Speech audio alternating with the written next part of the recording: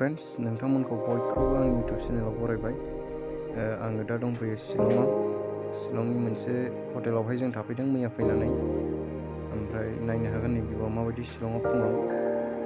ओमफ्राय जों थानाय हटेला नै आं देखायनि बेनोमोन हरसेयाव 3000। जों साथाममोन नालाय ड्राइभारना फ्रि।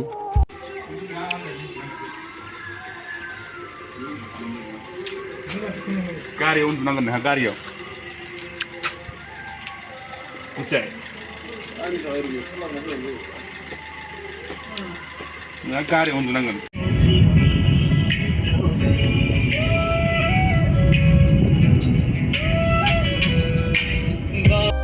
जोङो रुमनिफ्राय फैनानै बेबायदि जायगायाव सफैयो जेरावनाखि जों थांगोन बे जायगाखौ खोनानो मोन्दों खुवाजों बुंफबनानै थायो बे जायगाया सम सम।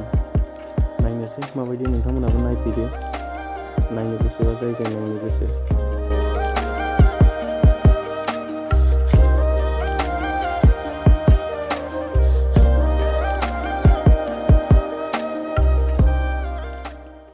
बियो आंनि फार्स्ट थांजेननाय शिलंआव आरो आं एक्साइटेडखामोन थांनो। जेब्लानाखि शिलंआव थांनो होनदों अब्लानिफ्रायनो आंनि गोसोआ हाखुर जाखानाय। नायलांदो नोंथांमोनहाबो जोंजों लोगोसे माबायदि शिलंनि जायगाया आरो इन्ट्रेस्ट लालांफादो एसे।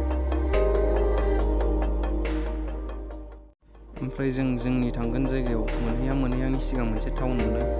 बेनो बे टाउननि नामखौ मा नाम होनो आं बेखौ मिथिया। जों थांगोन जायगानि नामाथ' जाहैबाय लाइलुम।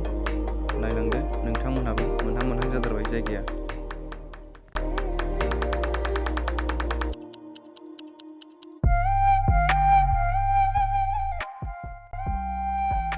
फाइनालि जों फैयै सफैबाय लाइलुमाव। नायदो नै खुवाया गोजांनाया अयथासार गोजाङो। सुइटार जेकेट गानाबानो थानो हाया। खोमसि हर गेजेरनि फागुन बाराव गोसो नांहाब मानो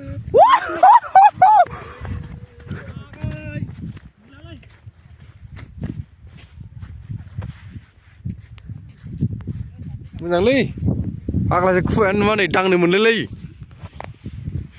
आयु फोदाबायमोन बानलु थाबा जोंनिया। आयु बायनो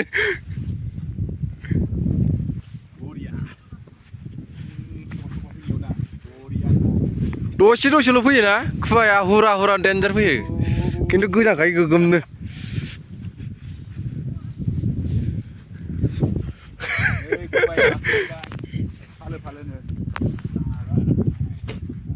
अयथासार गोजांखायो फाग्लासो।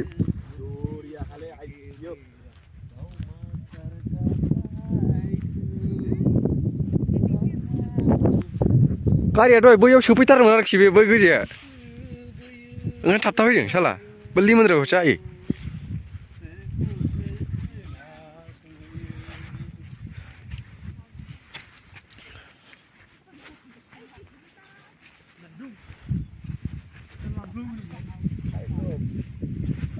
बहायबा वाटारफल दंमोन ना ओरैजाय।